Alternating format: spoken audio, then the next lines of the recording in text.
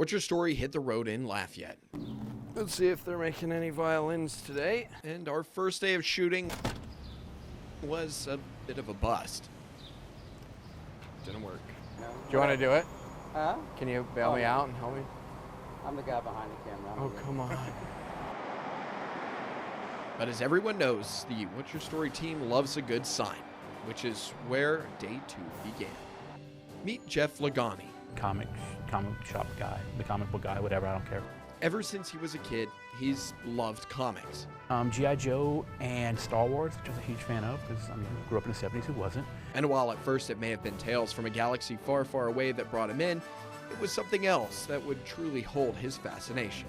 I love the art, I love the storytelling, but mostly the art. I've always been a big fan of art, whether it be fine art or street art or comic art or whatever. This appreciation for the art of comics opened up the door for Jeff to move from more than just a casual fan. I did some inking work. So basically, you just trace.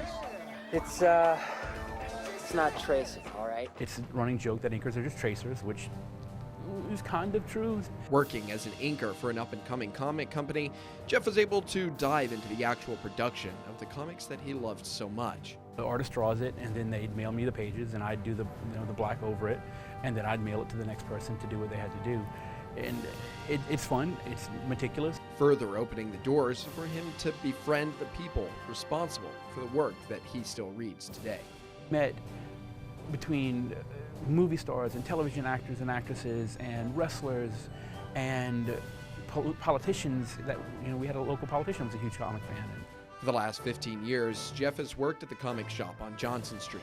But to him, and to many, it's more than just a shop, but a safe haven that's lasted for a generation. They're now bringing their kids in to meet me, and I get called Uncle Jeff a lot.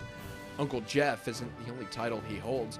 Jeff is the father of 2 kids. When it comes to passing on his love for comics, he's batting about 50%. My youngest is an artist himself, and he's asked specifically for certain characters or whatever he's looking to draw, or he's looking to read about. So one of them, yes, the other one not so much. You can ask him anything that you want about the comic universe, and he's got an answer for you. The only question he seems to struggle with, his favorite writer. Brian Bendis is one of my absolute favorites. I love Alan Moore, I love Frank Miller, I love Ed Brubaker, I love Jason Aaron, I love Jonathan Hickman. There's a list as long as my arm.